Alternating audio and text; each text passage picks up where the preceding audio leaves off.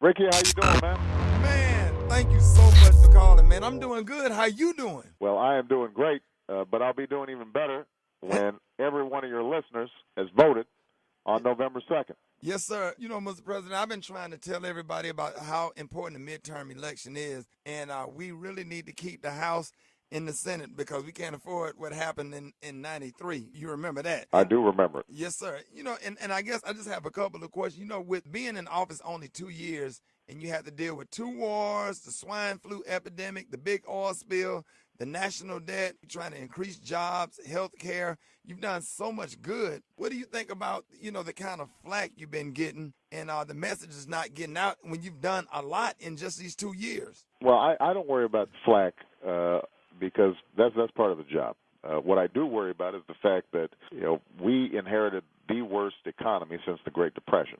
We had lost 4 million jobs in the 6 months before I even took office, and so we've done everything needed over the last 2 years to make sure that at least we stabilized the economy and we didn't plunge into a second depression.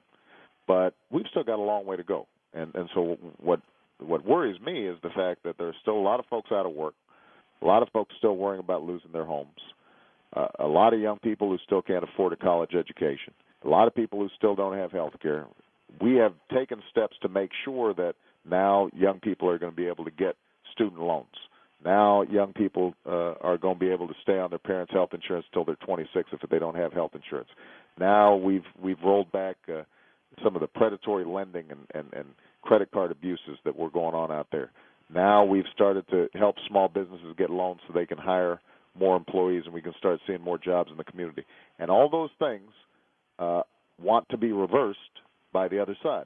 So that's why this midterm is so important. I don't worry about what folks say about me, but I do worry about us being able to keep moving an agenda forward that allows us to succeed over the long term. And that's why everybody who's listening have to make sure that they go out and vote. A lot of you have early votes in your state, which means you can do it at your own convenience. You don't even have to wait till Election Day. That's You right. can go out and, during lunch or before or after work or on the weekend when you're doing errands, you may be able to just go and vote.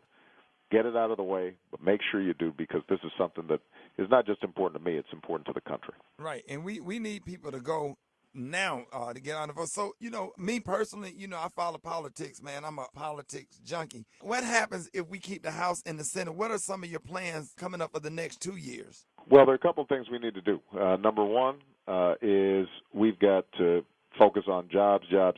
And one of the best things we can do to put people back to work right now is rebuild our infrastructure. We used to have the best roads in the world, best airports in the world, best railroads in the world. Now we don't in a lot of categories.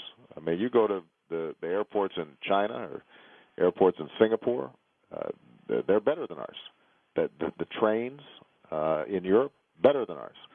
We should be out there rebuilding our infrastructure. We could put people back to work right now doing it. And it could make a huge difference not just for the economy right now, but for the future. So that's an example of the kind of stuff that we can initiate, but I can only do it if I've got partners up on Capitol Hill. Right. What is it like on a personal level? What goes through you when you're sitting in a room with John Boehner and, the Republicans in the House and in the Senate when you're trying to do good things for the country? What is it like? Because the first day you walked in office, I remember you going, even when you was just president-elect, you was going over to like a House gathering that the Republicans had. You have done everything in your power to reach out to the Republican Party, which I agree with you, the party of no. What is it like? How do you keep from getting mad? Say, hey, look here, guys. Well, you can't get mad. You just got to keep on trying. And, my hope is that at some point, once the election's over, Republicans are less focused on trying to score political points and more focused on trying to get stuff done for the people. And all I can do is to keep on reaching out to them, offering them opportunities to work with me. I'm willing to compromise on certain issues, but there's certain core issues I'm not willing to compromise on. I'm not going to cut education spending by 20% to pay for tax cuts for the wealthy. I'm not going to stop saying that we need to invest in our infrastructure and put people back to work. I'm not going to compromise on making sure that there's unemployment insurance available when people have fallen on hard times.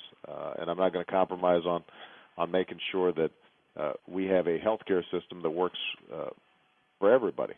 So there are a whole range of things that I think are core principles, but there are certainly areas where we can sit down and talk and figure out how we can shape an agenda that moves the country forward, and not spend all our time calling each other names and bickering.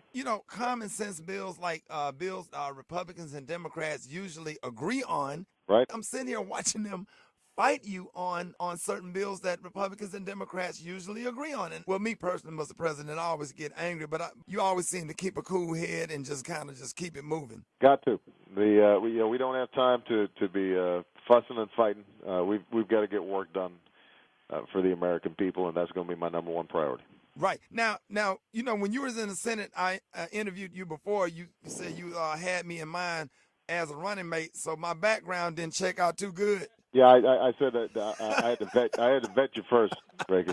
And there's just a little bit too much stuff going on in your past, man. Right. And then, Mr. President, can you please get the speed limit up to 85 at least? Can you help us out? No, we're not going to do that. We need the revenue from all those tickets you're paying.